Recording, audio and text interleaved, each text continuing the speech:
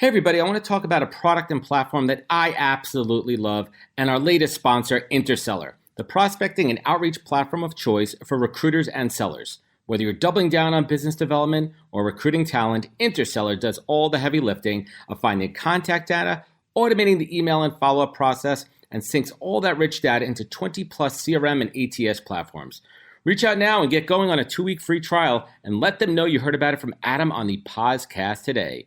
Check out the link on the website. Appreciate it. Welcome to the podcast, where we introduce you to incredible humans who share their journeys with the mission to inspire you to harness your own inner tenacity to drive your life and career forward. And now, your host, Adam Posner.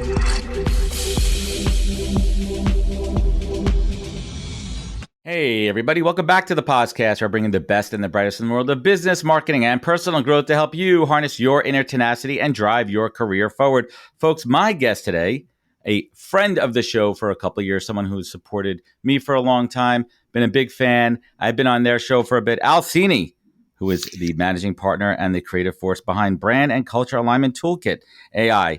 Builds high-performing teams, is educated in quantitative social psych, and has decades of large-scale project management experience for real-world companies like a little company called Apple, Merck, and NBC Universal. And his latest development, ProFit, which I'll link up later, team building, blending, and bonding workshop. And we'll be getting to some of his practical and tactical tips and advice that you could use to bring out the best in your team. So let's get to it. Al, welcome to the podcast. Adam, thanks so much for having me.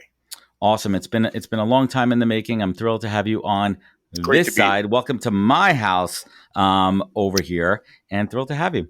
I'm excited about it. I know you ask tough questions, and I'm prepared with empty-headed answers. So go right ahead. I don't know how tough we're going to get today. We'll see about that. And I apologize. Okay. I don't have the full TV set. I don't have the cameras and the producers here. Just little old me in the podcast studio. So hopefully that'll suffice. You're doing just fine.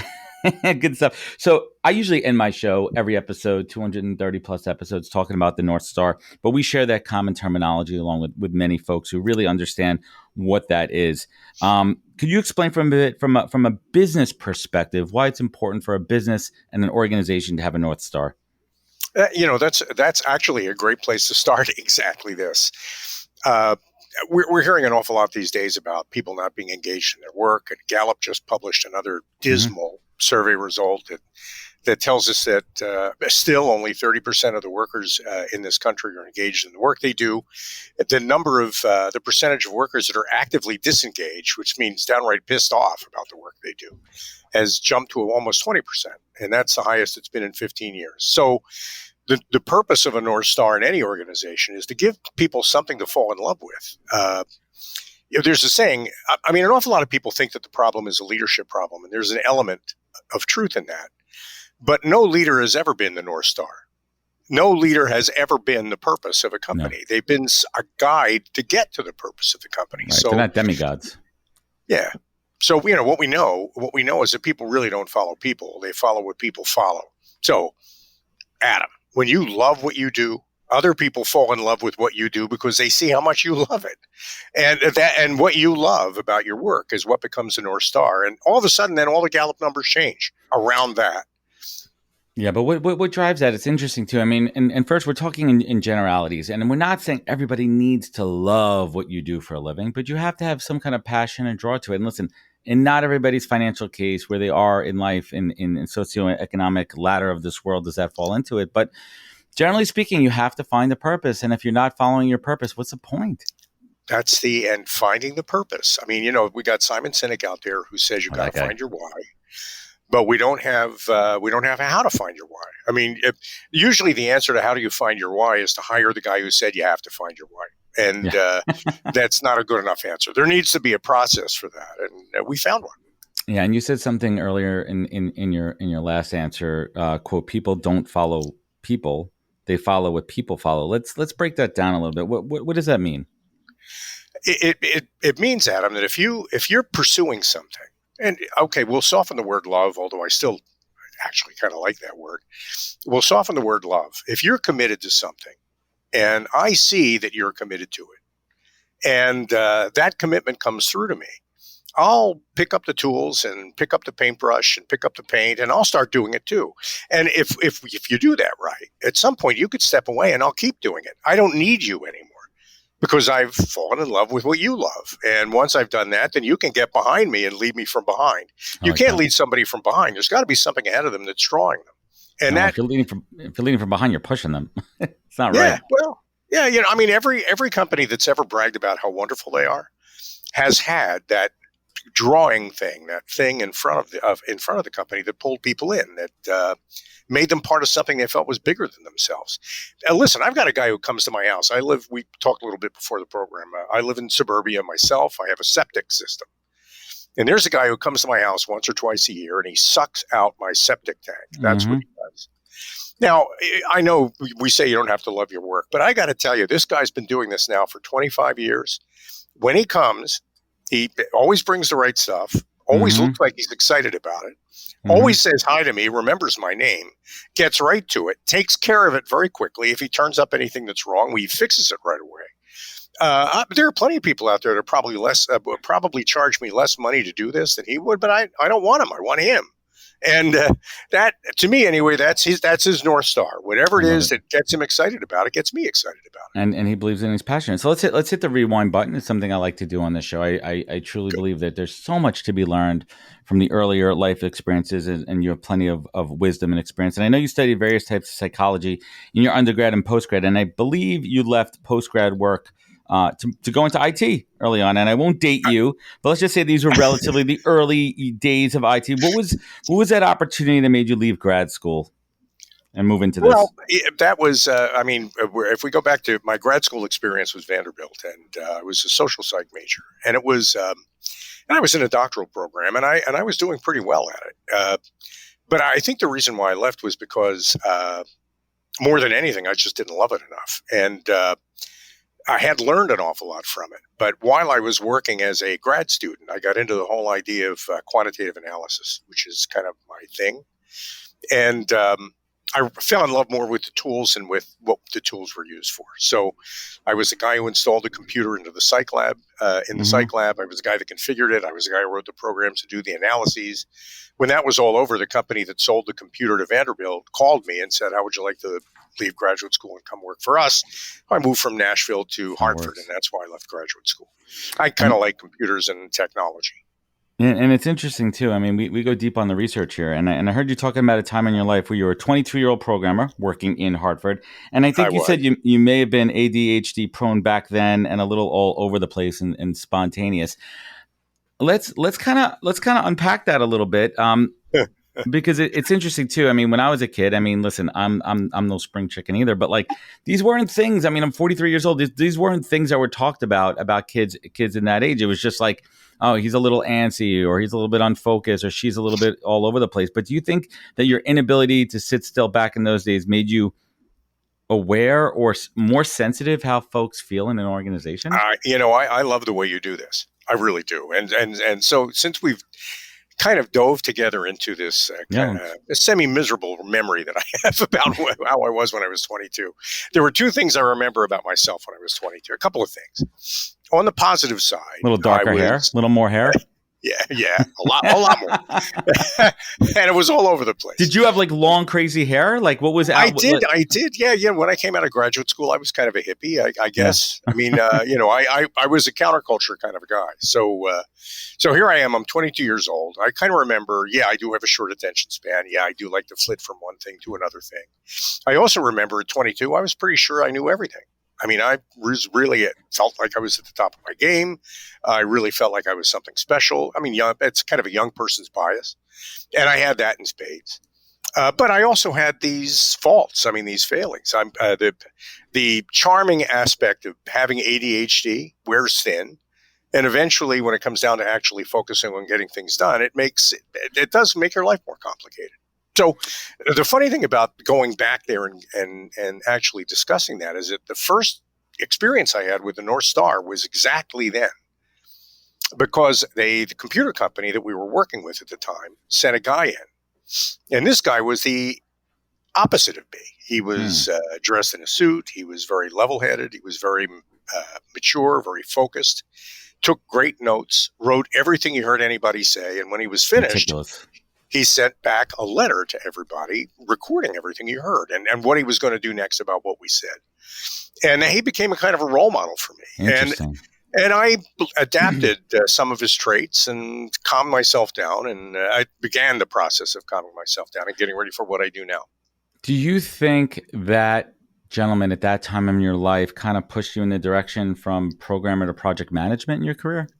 Yeah. The meticulousness, the order of it? Yeah. Well, that's a great question. He kind of, okay, so you're right. My evolution was kind of like from this quant crazy kid programmer software guy to this more mature, more level-headed over a period of time. It did not happen overnight, but over a period of time, I became a little bit more focused. So, I mean, I kept a lot of what I had at 22, and I still have a lot of that. But I do know now that at some point you got to slow things down to give people a chance to catch up. And that's probably the big learning there. I was always 3 or 4 steps ahead of everybody. And that was a fault. That wasn't a strength. And I really needed to allow that. I needed to allow other people to catch up with me. He taught me that. That was an important thing. Great perspective. But he also taught me he didn't just teach me how to manage a project. It's funny you're taking me down this road. What I learned about managing projects, it's a good one. It's a great way to go. What I learned about project management from him was not that it's about managing the dates and the expectations, which is what most project managers do. It's about something deeper. It's about commitment to actually completing the project. But you don't get a project done because you blame and shame people into it. You get a project done because you align and inspire people to do it. Well and he was really good at that. And those are some of the traits that I picked up from him. Hey, everybody. First, I'd like to thank you all for spending time with me and my guest on the podcast.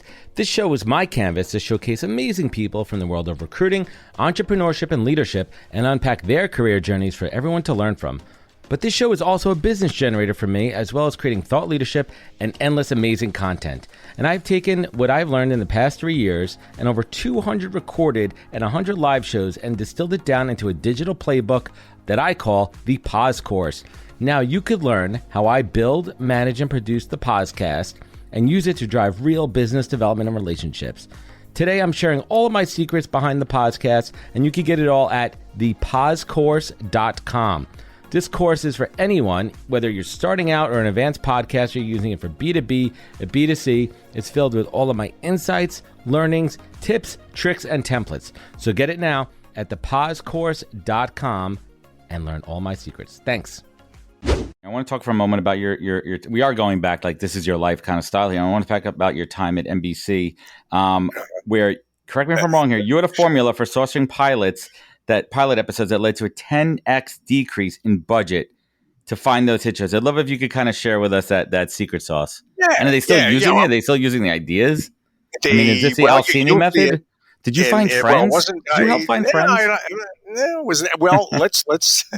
Let's talk about that. Now, remember, this conversation has started with what my college experience was, graduate school experience was.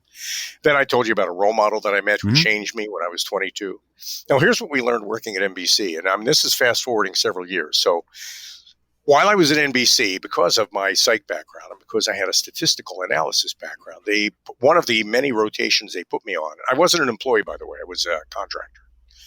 And I was there for 15 years, which is unheard of because GE, as soon as your rate floats above a certain number, GE does not stand for generous. Their first instinct is to execute you, to delete you from the Excel spreadsheet. So they kept me around for a long time, which is really remarkable. And here's the reason why, I think, more than anything. Understanding people at a really, really deep level is key to producing quality television. It's also key to producing, to completing a project. It's key to building anything. In order to get anything done, you need to understand and take into account the people that will be doing it with you and for you and around you. You can't just take yourself into account. You got to think about them too. Exactly. So here's the formula for must-see TV. Thinking about the people. Remember, this is the ultimate challenge of motivation. How do I get 35 or 40 million people between the ages of 18 and 45 to tune into a particular television program on a Thursday night at 9 o'clock? How do I do that? How do I motivate? Tell us, Al, how do we do that? All right. But in order for a program to be successful on television, you need to meet, as a viewer, 4 characters before the second commercial break. You need to meet 4 characters. Now, let me use Seinfeld as kind of an example because that was like a classic And you must-see. have 4 core characters there. There are 4 characters in the show, which is also important because each one of those characters draws a salary, and that's a cost element. So which means there were too many friends on Friends, but that's a whole separate conversation. Well, I mean, I remember those salary negotiations. Those are the first $1 million episodes. Yeah. They were brutal shows, but Seinfeld. Let's go back to Seinfeld. A fun experience for everybody. Before the second commercial break, in order for you to fall in love with the television program, you got to meet 4 people. The first person is somebody who is kind of edgy and twitchy and detail oriented and talks a lot, and that's George. Okay, that's he's an expert in everything. He's George Vandelay. He's an architect. He's a marine biologist. He's a genius. He's an expert. So you got to meet somebody who's an expert. And then after that, you've got to meet somebody, or around that time, you've got to meet somebody who reins that expert in, focuses them into a result, decides where we're going to eat tonight, what movie we're going to go see. That's Elaine. Elaine, fine. Elaine is the driver. Voice of reason. She's the person who says this is where we're going to go. This is how we're going to get there. She took care of all that stuff. Then you got to meet the third character, and the third character is a character we call a caretaker. It's somebody who is there all the time. All the other characters bounce off of him or her, and they're a steady performer. You can count on them and rely on them, and that's Jerry. Jerry was always kind of the straight man on his own show. He had a lot of funny lines. Which is funny, actually. That's very true. Jerry was very much a straight man on that show. He was the straight man on that program, even though it was his program. Yeah, I mean, and he's a funny guy. I mean, everybody was funny. Everybody had some of Kramer in them. Right. But Kramer was pure Kramer. The fourth character is unpredictable. You never know what they're going to say next. You never know where it's going to go. That's your fourth character. So you need a person who's detail-oriented and focused and kind of a genius. You need somebody who pushes a result. You need somebody who is funny and unpredictable. And you need somebody who's steady.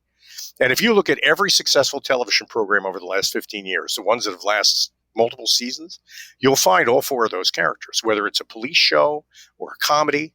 I mean, how they shade them varies from one to another, and my element of it was, why do these 4 characters work the way they do? So my part of the research was, everybody at NBC just said, listen, shut up, Al. We don't have to spend any more money on this. We know the formula, and we're not going to tell anybody. They had me under an NDA. Right. But why do you want to know why? And I said, well, because that's my style.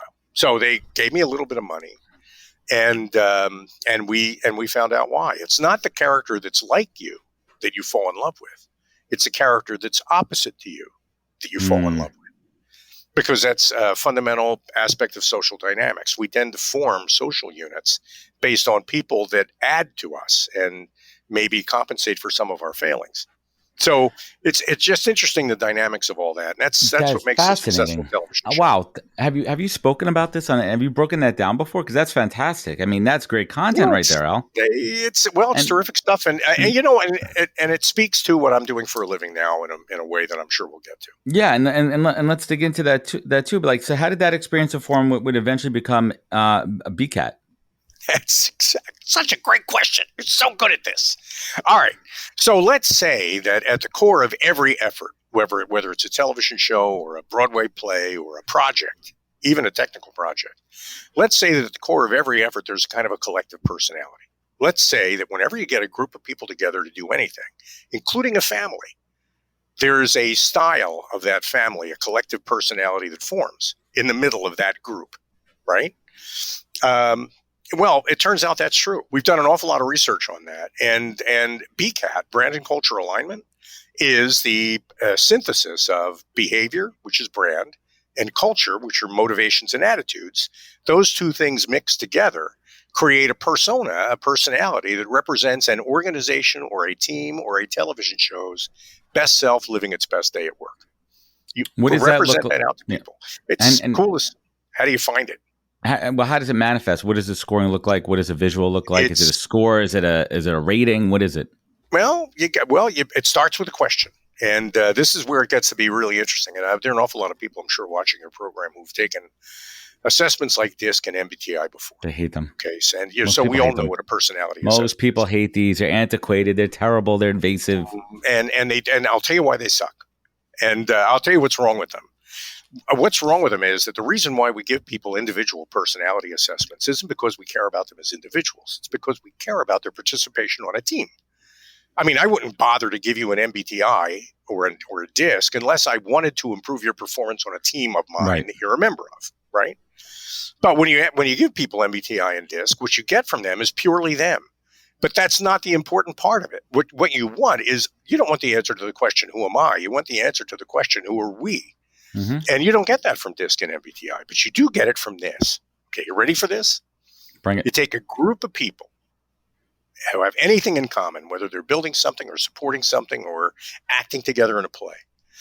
You get them to think very deeply about this thing that they're doing together. Just think about this team that you're a member of, or this organization that you're a part of. Now, think about that. Visualize that team, that whole team, everybody in it, everything it uses, everything it does. Think about all of it as though we're a single person. And we call this the incorporating question. Think about the whole team as though we're a single person that somebody could meet at a party. What would that person be like? So what we're asking, in a sense, is a DISC kind of a question. But instead of profiling you, I'm asking you to profile us, all of us. But what I get back from that is a picture in your head of who we all are. And what we found is that the more similar those answers are from everybody, the more alike those answers are, the more effective the team is. The less alike those answers are, the further apart those answers are, the more self-focused and rather than collaboratively focused everybody is. This is interesting. And I know there's a lot of intricate elements that go into this, and there's an intricate formula that's made up of, but I'm generally, just counterpoint, I like the I don't like culture fit. For me, that's the F word. I hate the F word. I hate culture fit. That implies you want everyone to look, act, sound, and be like you, same mindset. And we're not even talking what you look like on the outside of your sexual orientation or any of that kind of stuff, but how people think and act. I like, and many of my compadres, is culture add. Diversity of thought, diversity of mindset, diversity of perspectives, people that are going to challenge you in a respectful manner to drive the conversation forward. You don't want a company full of yes people. You do not want that. So how does this technique avoid that? Well, that's that's again a really terrific question. It doesn't just avoid it; it blows it up. Mm-hmm. Most managers, God help us, we're ruled by these people on a daily basis. Most managers went to the Fisher-Price School of Business, which is a block set with squares and stars and circles in it, and blocks you're trying to fit in those shapes, and a hammer that you can use to get those things to fit in those shapes if they don't fit right. Yep. Right? That's Fisher-Price. That's the kind of fit that you hate. That's the kind of fit that I hate. And so this is the opposite of it. That role model that I fell in love with at the top of the program, that guy when I was 22 years old who showed me a better way to be me, wasn't somebody who made me do it. He was somebody who made me want to do it. And that really is the linchpin key to getting a group of people to work successfully together. A team of people is not a group of people that are doing the same thing or working on the same thing. It's a group of people who want the same thing. When a group of people want the same thing, whether they're outgoing or introverts or tall or short or whatever their characteristics are, they'll subordinate their characteristics to this thing that they're doing with everybody else. And they'll make a personal contribution, often a surprising one, much better than you'd ever get if you tried to force it. And that, to me, was always the magic of managing a project. How does the BCAT inform managers the best way, or does it not, to manage individuals? I mean, there's a lot of talk lately about how to manage a self hand-raised introvert differently than a self hand-raised extrovert. Some folks there are some folks, and I'm using micromanage as a term. It's not always a dirty word. Some folks like more information. Let's just call it that. I like to know more. I like to know continuous feedback. I want to know how I'm doing. And other folks are like, hey, leave me the heck alone unless you got something to tell me to improve upon. Otherwise, I'm going to assume that I'm going down the right path. How does a BCAT inform a manager about how to manage? It does it like this. You ask everybody on the team, including the manager, and everybody has to participate at every level. I don't care whether you're the guy that founded the company 30 years ago or you're the person who answers the phones and mops the floors. As far as I'm concerned, a team is a team and everybody on it has equal access to this beauty. So first of all, everybody participates. That's number one. And everybody's equally vulnerable. Nobody's right.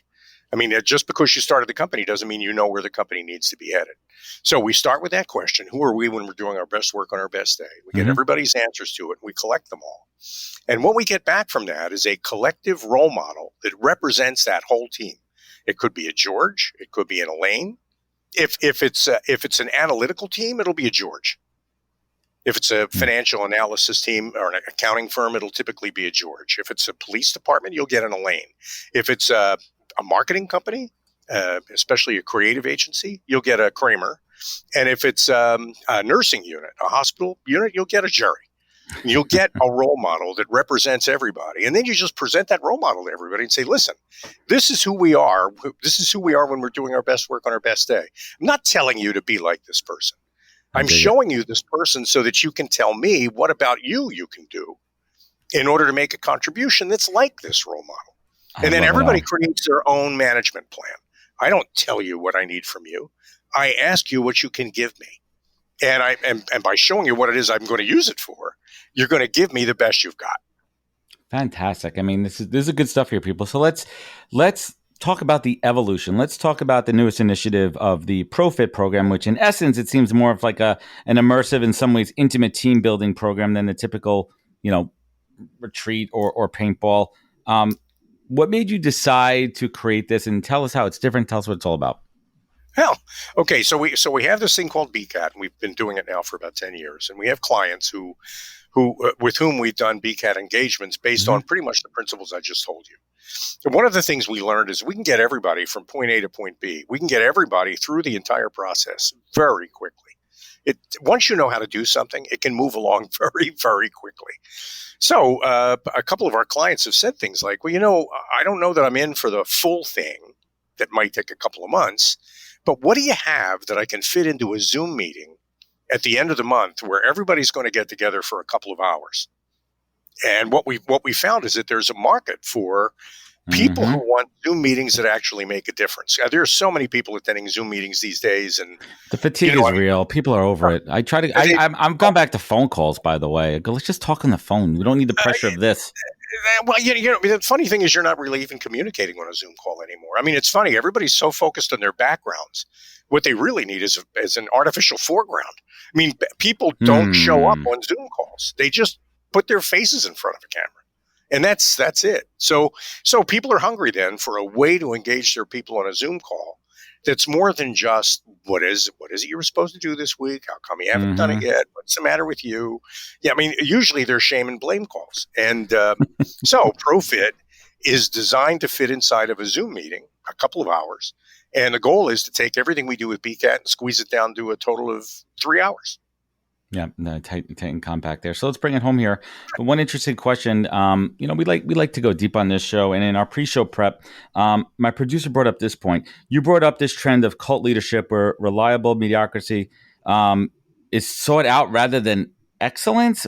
What the heck does that mean? It was pretty much exactly what you said, Adam, and that is that because of what most people think. That's a great point. But because of what most people understand fit to be, which is I'm looking for somebody who is the right shaped peg for this hole that I have in my company. And I've got a little hammer, by the way, that I can use to tap them in case they're not a perfect fit. Because most people think fit is that. What we're really doing is achieving mediocrity, consistent, reliable mediocrity in our organizations, and then patting ourselves on the back and calling it excellent. I mean, this is a best. You're not raising the bar. You're not raising the bar. You're not challenging. No way. Not even a little bit. So how does that serve the world? How does that make the world a better place? No, it doesn't. The answer is it doesn't. It doesn't change anything. So what's the risk in aiming for excellence? Well, excellence is something that certain people achieve. If you think about your typical bureaucrat, and I don't want to mention any particular departments, we do an awful lot of work with people in HR. We do a lot of work with people in marketing. One of our points is HR and marketing are the same function. They're not two different departments. HR and marketing to me it's a voice of the company, whether you're attracting people to internal, come to external, or attracting customers to come to you. It should be the same voice. Right. Those silos, marketing and HR, are often so focused on the individual jobs that they do that they'll settle for mediocrity and call it excellence, just so that they can, at the end of the day, say, well, I did what you asked me to do. But excellence is something more than that. There's a level of competence above just competency that companies like Apple and Google elicit in their people every day that we can learn by letting go to grab a hold of. Love it. Great stuff there. Al, this has been super enlightening, and I hope everyone takes some time to really break down and really listen to what Al is talking about. These are fundamentals you can take back, apply to your company. I'm going to link up all this stuff in the comments here, but let's bring it home here. Al, what is the single greatest piece of advice you've ever received that you take action on every single day? There were 3 rules I was given, and the first rule has always been the rule that I follow. Many people, especially in corporate America, believe that they're lucky to be a part of a company. What they really need to do most is learn how to realize that the company that they're a part of is lucky to have them. But we need to turn around that idea that I'm lucky that I work for this company and make it more that these people are lucky to have me, and then go look for reasons to prove that, ways to prove that every day. Yeah, that's fantastic. And last but not least, I mean, I started the show with this. I end every show with this. When you look back, I mean, you spoke about it from a business perspective, but when you look back at your own life and listen, everyone has tough times. Everyone has challenges. And during those tough times, you've had to reach down deep inside out and pull yourself forward and harness that inner tenacity that you have. And on the flip side of that, when you sit here now, you're grateful for the family, life, business, career, legacy that you've created and that you're going to leave behind one of these days. What is it that drives you forward? What is your compass? Al Cini, what is your North Star in life? Boy, that's a terrific question. My North Star in life, I think, is just helping other people find theirs. But the thing that I enjoy most is working with a group of people. And when we discover that reason to exist that they all really have and just haven't been looking for or never bothered to try to find, when we discover that and we bring that to life, that lights them up, and that in turn is what lights me up. Love it. Great stuff. Al, thank you for being here on the other side of the microphone. I certainly appreciate you. Thank you so much for joining me. And you can learn more about Al and all that he does at pro-fit4teams.com/workshop. And we'll link it all up. And you could also check out getbcat.com. And don't worry about writing these down now. They'll be in the show links. You can find them. Al, where else can folks find you? Where could they connect with you? Where could they learn more? I got a phone number, 212-480-3730. I'm a New Yorker. Puts it out there. Hold that against me. I love that. And I'm always looking for, I love talking to people about what it takes to make a team work. I want everyone to connect with Al. He is awesome. He's been a fantastic supporter. Al, thank you so much for joining me today. Thank you, Adam. I appreciate the opportunity. Cool. And I hope everyone listening, you learned a thing or two. Hit that rewind button. Go back, pause. Share with your teams. Bring that learning back, whether it be Zoom or old school thing that we call a phone. Just take it back, learn it, and put it into action. Definitely connect with Al and find out more. I want to thank everyone for listening. Thank you for joining me on the podcast. You know where to find out more at thepodcast.com. Sharing means caring. Leave a review, a rating. It really does help. It goes a long way. Remember, take care of each other. Look out for one another. And catch us next week on another great episode of the podcast. Take care, everybody. Wisdom is forever. But for us, it's time to go. Thank you for joining us. Luckily, we'll be back with our next episode soon, jam-packed with more incredible humans. Thank you for listening, subscribing, and sharing. To join the conversation, search the podcast on LinkedIn. And to catch up on past episodes and more info, please visit www.thepodcast.com.